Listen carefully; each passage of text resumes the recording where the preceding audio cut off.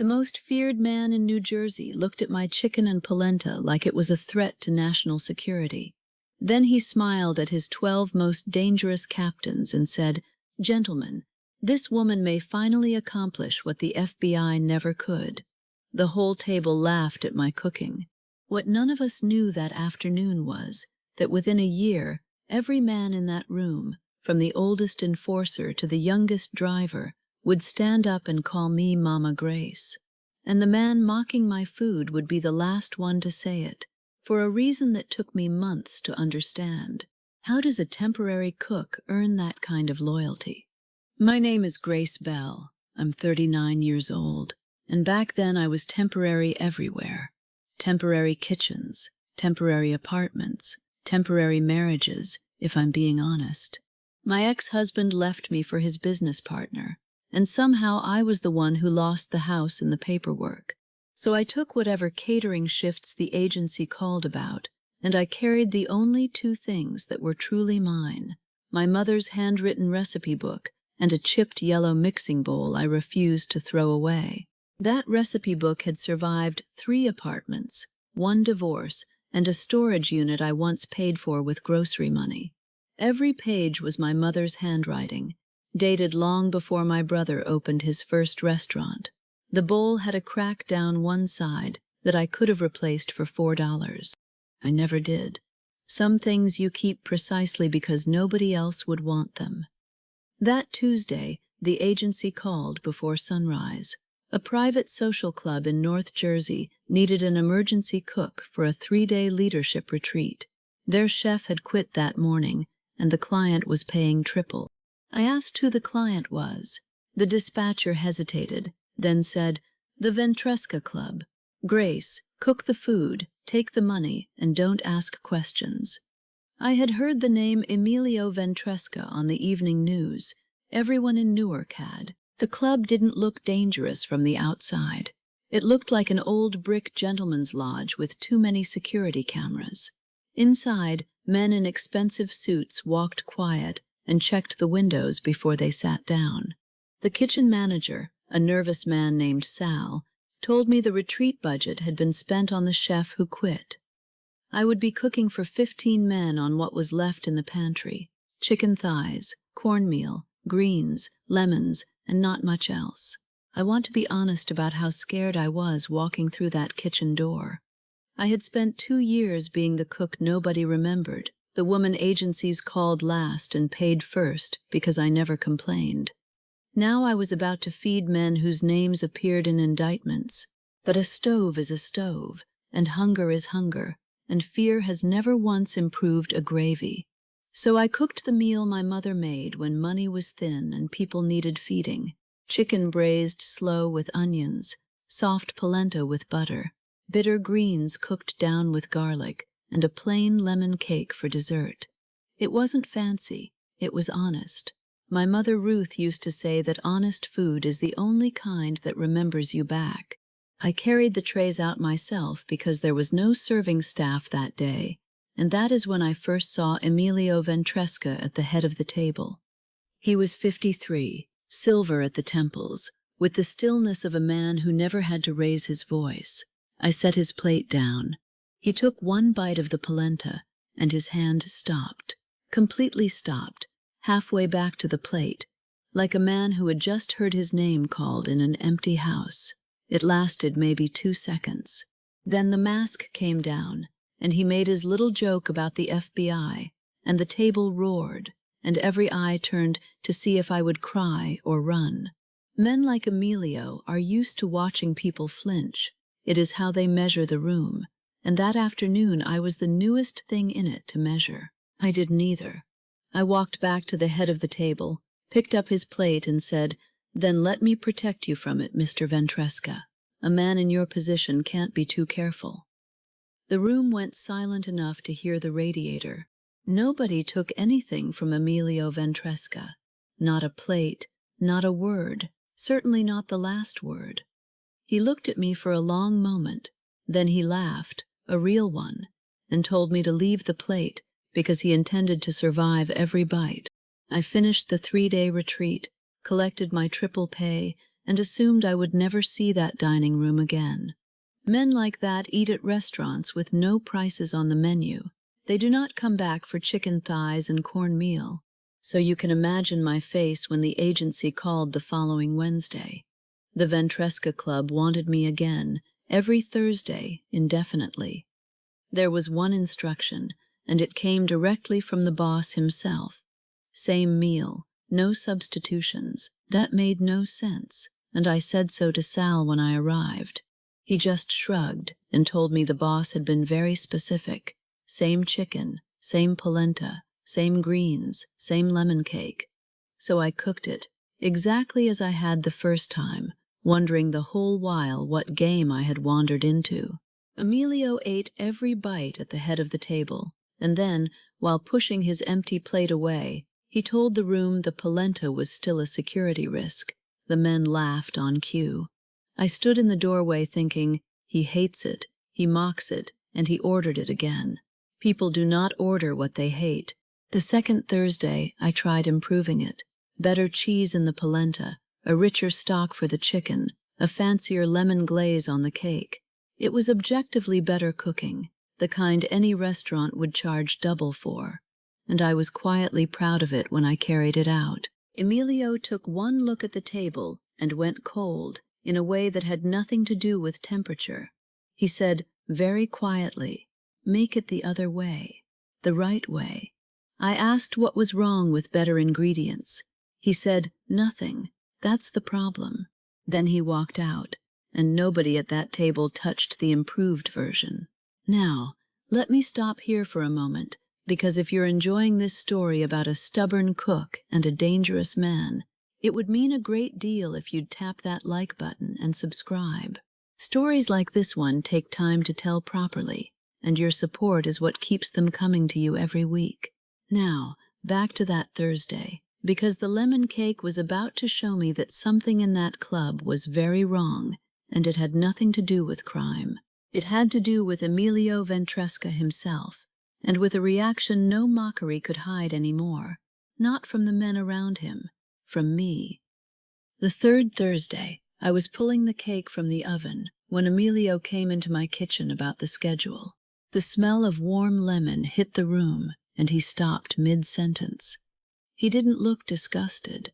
He looked like a man standing on a cliff edge. He said he had a call to make, and left so fast his coat caught the door. Sal told me the boss sat in his car for 20 minutes before driving off. A man who faced down grand juries, run off by cake. Then there was the bowl. I brought my chipped yellow mixing bowl from home because the club's equipment was all industrial steel, and I liked my own tools. My mother had mixed 1,000 cakes in it, and the chip on its rim was older than I was. To me it was not kitchenware, it was inheritance.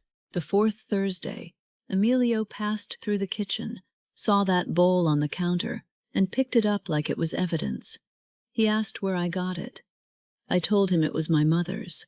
He turned it over in his hands, and for a moment his face did something I can only describe as remembering. Then he set it down and changed the subject so hard I got whiplash. I am a cook, not a detective, but 4 mysteries kept piling up. The frozen first bite, the cake smell that exiled him, the yellow bowl he held like a relic, and Thursdays, always Thursdays, with a menu he insulted in public and protected like a state secret. I finally asked him, one evening when the dining room had emptied. He looked at me and said, "You're paid to cook, Mrs. Bell, not to interrogate the customers." It was the coldest he'd ever been, and it wasn't an answer.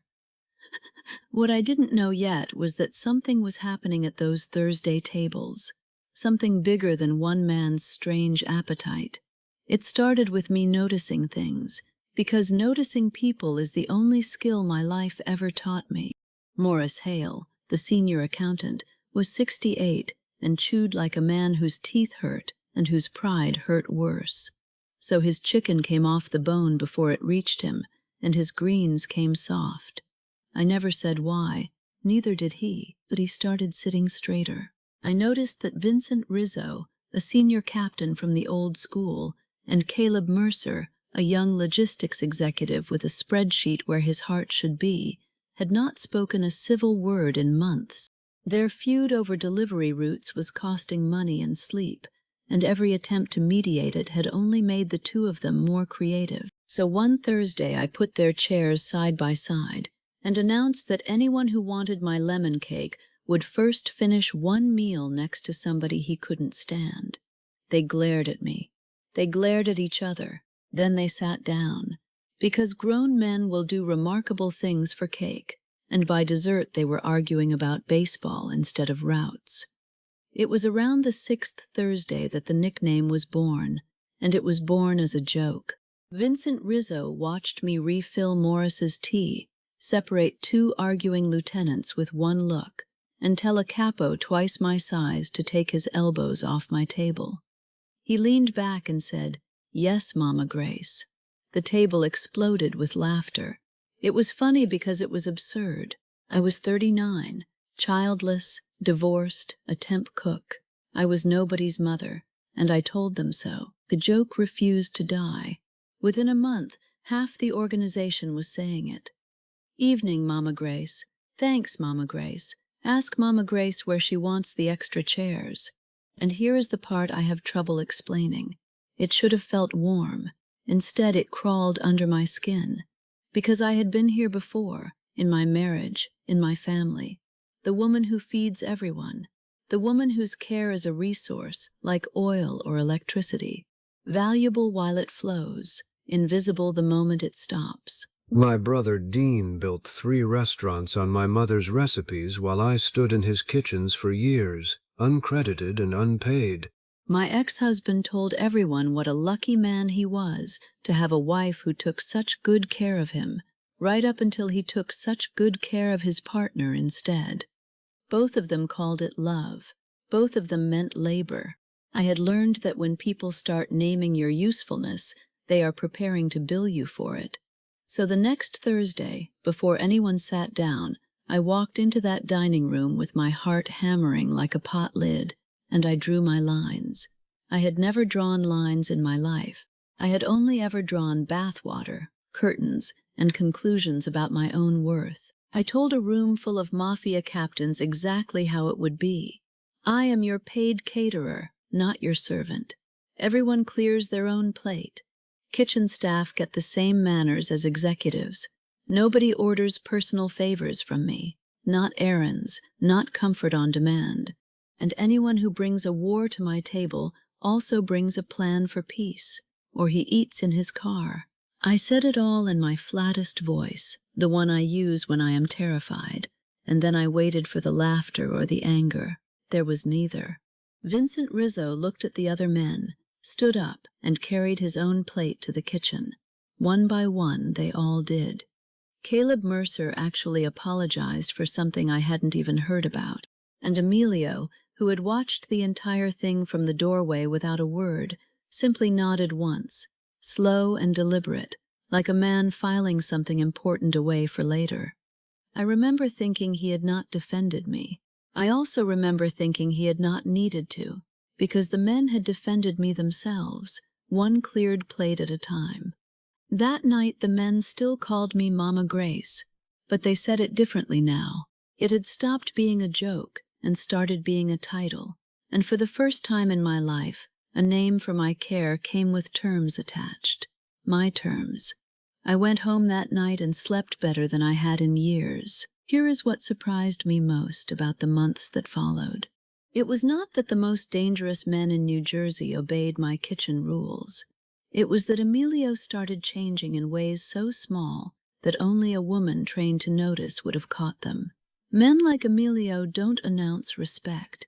They practice it, quietly, in the details, and they wait to see if anyone is paying attention.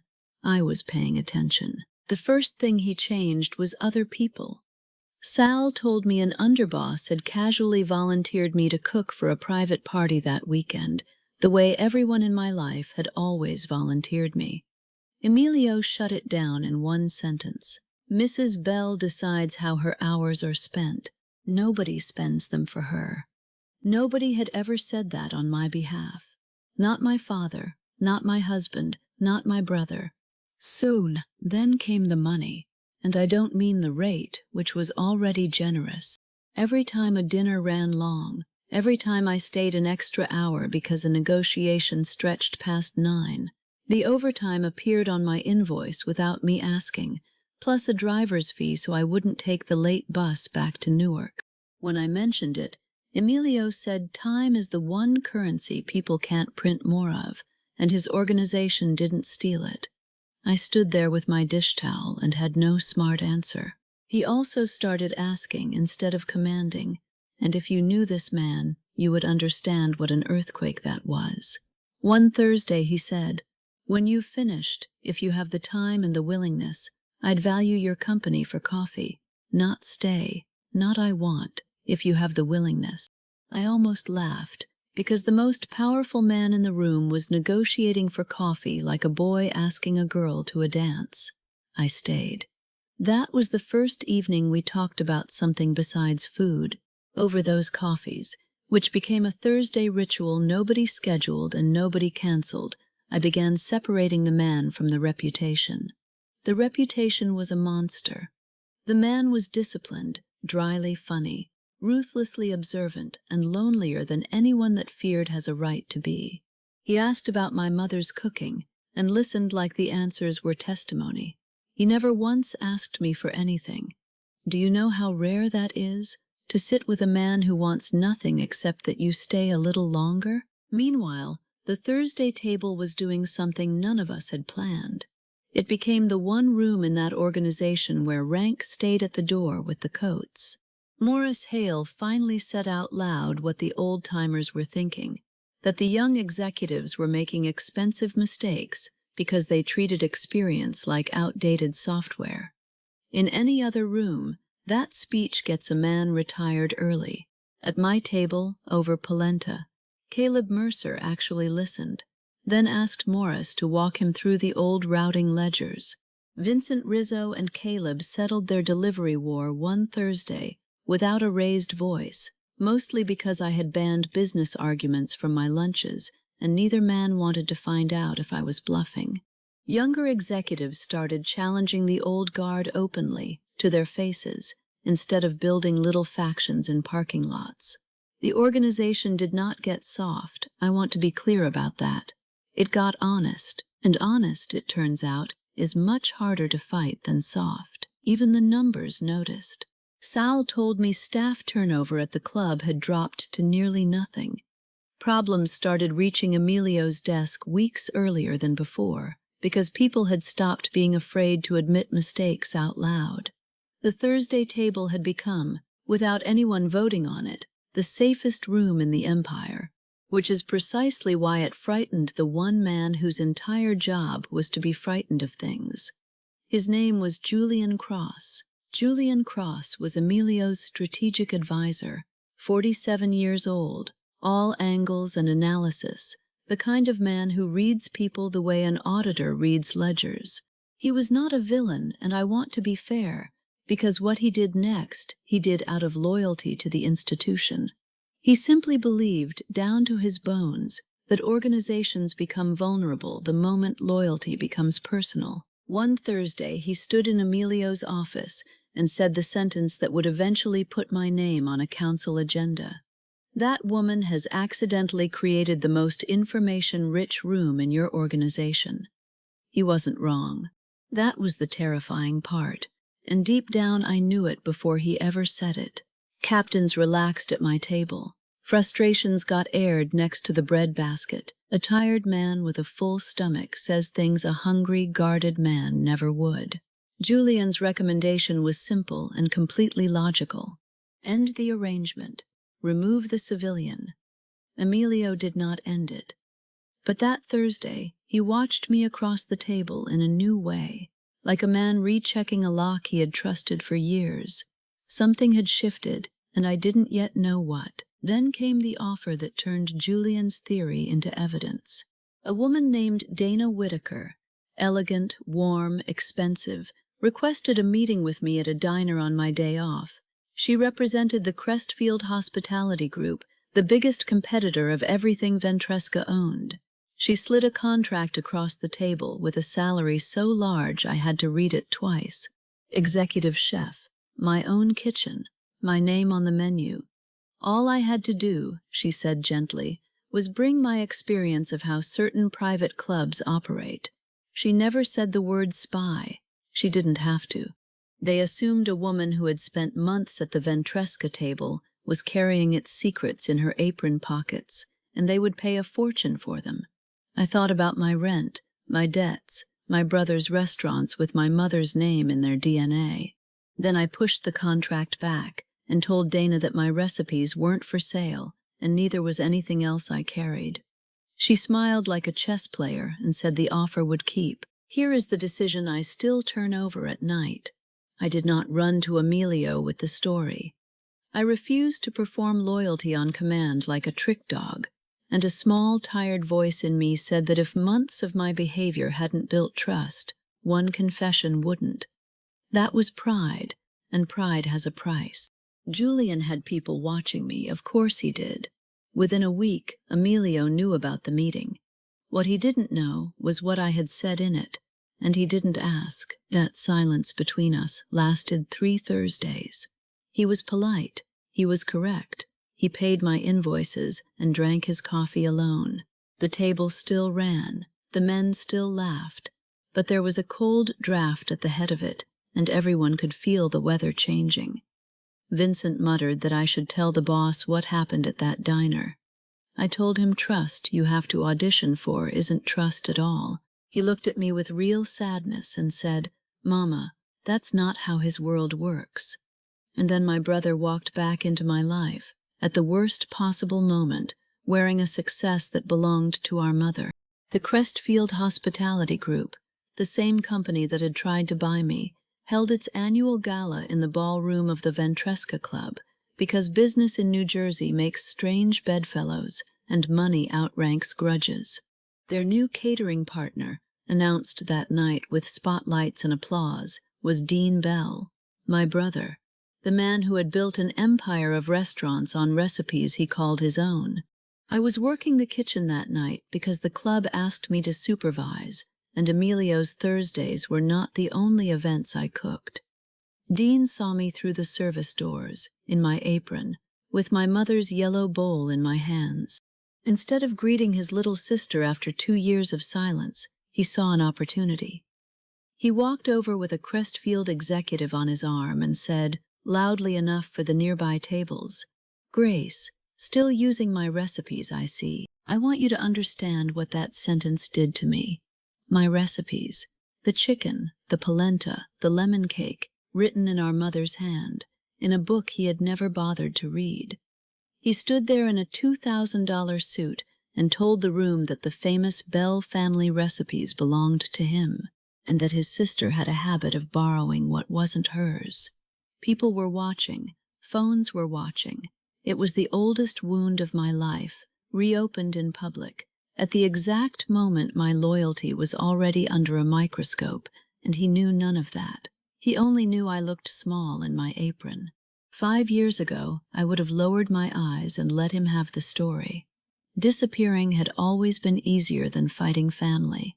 I had practiced it my whole life, but something had changed in me over those Thursday tables, surrounded by men who cleared their own plates because I had finally said my care had terms.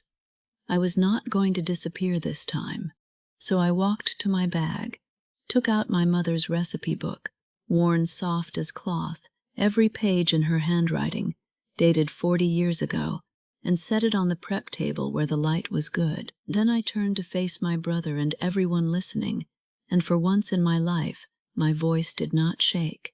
I did not claim the recipes for myself, and that mattered to me. I said, "These aren't yours, Dean, and they aren't mine. They are Ruth Bell's. Our mother wrote every one of them in this book while you were learning business and I was learning to disappear. You built 3 restaurants letting people believe the tradition started with you. I let you because silence was my share of the family peace. That ends tonight." Dean had no answer because the book was in her hand, not his. I admitted my own part in it, right there in front of strangers, because a true story told halfway is still a lie. I had stayed quiet for years. Vanishing had felt safer than war, and my silence had helped him write his version. Dean left that gala without the power to define me or our mother ever again. But in the middle of my speech, I said her full name out loud, Ruth Bell. And across the room, half hidden by a marble column, Emilio Ventresca went absolutely rigid, like a man who had just heard a ghost introduced at a party. He hid it fast, the way he hid everything, turning to the man beside him to resume a conversation about shipping. But I had spent a year learning that man's face the way you learn a recipe, and I knew what I had seen. My mother's name had hit him harder than any insult, any offer, any threat. The yellow bowl flashed through my mind, and the frozen first bite, and the cake smell that drove him from my kitchen. The pieces were circling each other now. I just couldn't yet see the picture they made. Before I could ask him anything, the machinery of suspicion reached its conclusion. Julian Cross had done what Julian always did, gathered his evidence, checked it twice, and brought it to the people with power to act. Sal found me on a Monday, which was already wrong, because nothing at that club happened on Mondays. The Ventresca Council was convening Thursday morning, before my lunch. The agenda had one item, me. The case against me was not crazy, and that was the worst of it. Executives discussed sensitive frustrations within my hearing. A rival company had tried to recruit me, and I had never reported it. My brother now worked for that competitor and had just been humiliated by me, which gave me motive for anything. Powerful men had grown attached to a civilian, with no vetting, no file, no leash. Julian was not inventing a threat. He was reading one off a checklist, and every box held my name. Let me pause and ask you something, because I have wondered about it ever since. Put yourself in that room. If you were Emilio, with everything Julian could prove on one side, and only a year of Thursdays on the other, would you have voted to keep me or let me go? Tell me in the comments, honestly, because sitting in my apartment that Wednesday night, with my mother's book on the table and my whole new life on the line, I did not know which way it would go. Thursday morning, I dressed for my own execution, which is to say I wore my good apron. The council met in the long room, 12 men who had built their lives on the correct belief that trust gets people killed. Emilio sat at the head, unreadable. Julian presented his case beautifully, I will give him that. No emotion, no malice, just one brick after another, until my removal looked less like a choice and more like maintenance. The vote, when it came, was 11-1. I was out. They offered me the floor before it was finalized, more out of ritual than mercy. Every eye in the room waited for the begging to start, because begging is what civilians do in that room. I stood up and said the truest thing I had, which was also the shortest. Gentlemen, if 12 months of my behavior hasn't established what I am, then one speech from me shouldn't. I won't audition. Then I sat down, folded my hands, and watched Emilio's face do nothing at all. What Emilio did next, he did without defending me once, and that was the most frightening and most brilliant part. He looked around that table and asked a question nobody expected. Tell me what has actually happened in this organization since Grace Bell started cooking here. He was not asking for feelings, he was asking for results. And one by one, grudgingly, then not so grudgingly, the men of that council began dismantling Julian's case with facts he could not argue against. I sat in my chair and listened to the empire I had fed testify about itself, and I understood that Emilio had been gathering this evidence longer than Julian had been gathering his. Morris Hale stood first and said he had caught a logistics error worth 7 figures because a young executive had finally dared to ask him a question at my table. Vincent Rizzo said his feud with Caleb had died over lemon cake, saving 2 roots and 1 near war. Caleb said problems now reached the boss in days instead of months, because men had stopped hiding mistakes. and brave Sal said that in 1 year I had never once asked for access, information, favors, or protection. Then Emilio asked the only question he had saved for last. Did Emily here know she was approached by Crestfield? Silence. He turned a sheet of paper around, and my stomach dropped, because it was Dana Whitaker's contract, the one I had refused, with a note in her own hand at the bottom. Subject declined. Refused to discuss any client operations. Do not pursue. Emilio had known everything for weeks. He had been waiting to see whether I trusted him enough to say it, or trusted myself enough not to. He let the silence do his work, and then he said the sentence I will carry to my grave. My men became more loyal after they stopped performing loyalty every minute. That is what her table did. The vote is rejected. He did not make me an employee, or an honorary anything, or a protected possession with a driver and a curfew. He preserved my independence like it was the point, because it was. The Thursday table would remain neutral ground forever. Real disagreements could be raised there without punishment for rank, and I would remain a free caterer, free to accept or refuse any booking, including his. Authority without distance. Trust without ownership. The man had rebuilt his entire philosophy in 1 morning, and somehow nobody in that room wanted to argue with him about it. If you're still here, if this story has meant something to you, subscribe and stay with me, because what happened after that vote is the reason I told you this story at all.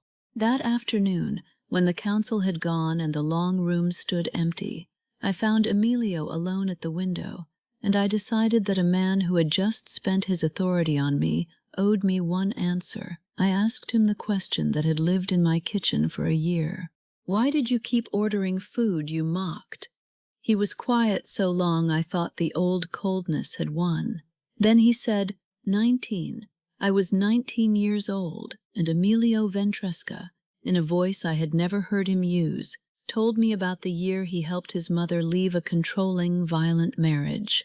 The two of them had landed in a women's boarding house in Newark, with one suitcase between them and his father's reach, still stretching toward them. It was the poorest and most frightened season of his life, he said. It was also the only one he missed. I stood very still, because some part of me already knew where this road was going. Every Thursday, he said, the boarding house kitchen served the same meal: chicken, soft polenta, greens, lemon cake, cooked by a woman who fed frightened strangers without ever making them feel smaller, served in yellow bowls older than most of the guests. At that table, for 1 hour a week, his mother laughed, and he was not a coward's son or a fugitive, just a 19-year-old boy eating dinner.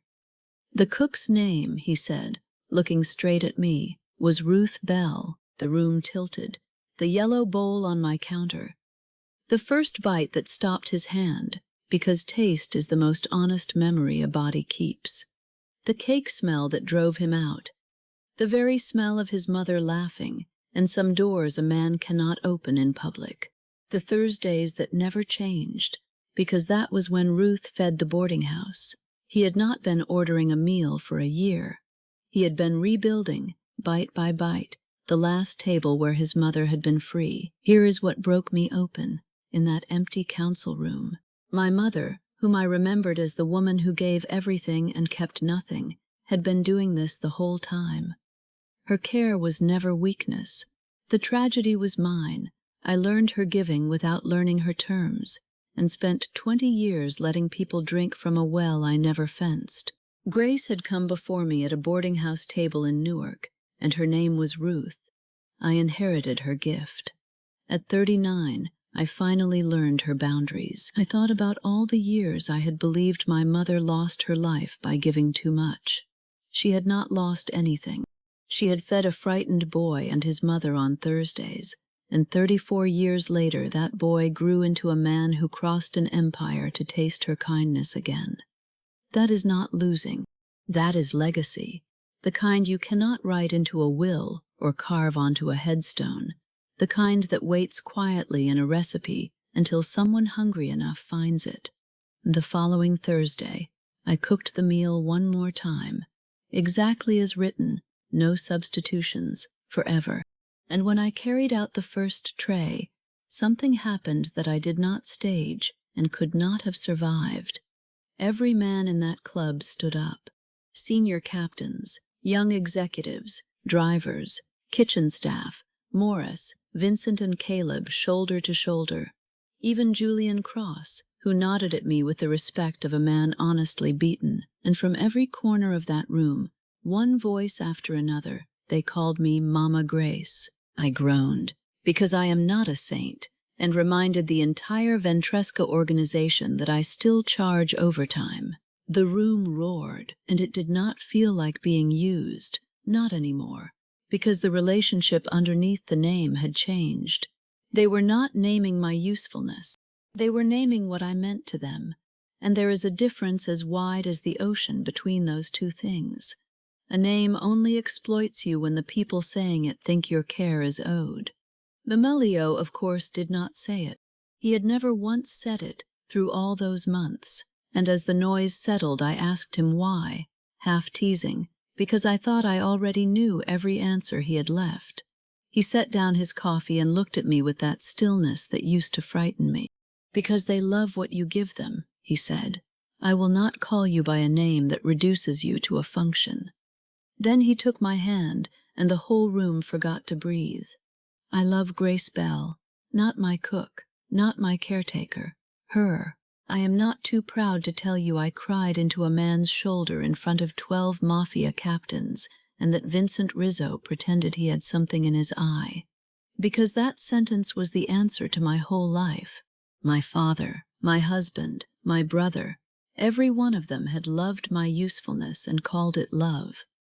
Emilio had looked at the meal, and the table, and the mother I lost, and chosen the woman, loved and useful, finally separated, standing apart so I could see them clearly for the first time. So here is where my story ends, or really begins. I still cook the Thursday meal at the Ventresca Club, as an independent caterer, at my own rate, on my own terms, and I take other bookings when I want them. Dean's restaurants stand. I wish him no ruin. I no longer let his version of our family be official. My mother's book sits open in my kitchen now, not hidden in a drawer, because her recipes were never a secret to guard. They were a table to set. People ask why I stayed when I could have taken my winnings and dignity and gone anywhere. The answer is the point. I did not stay because Emilio needed me, or because the men needed feeding, or because disappearing had become a habit. For the first time in 39 years, I stayed because I wanted to. My name is Grace Bell. They call me Mama Grace, and the most feared man in New Jersey calls me by my name, because he is the only one who loves me for it.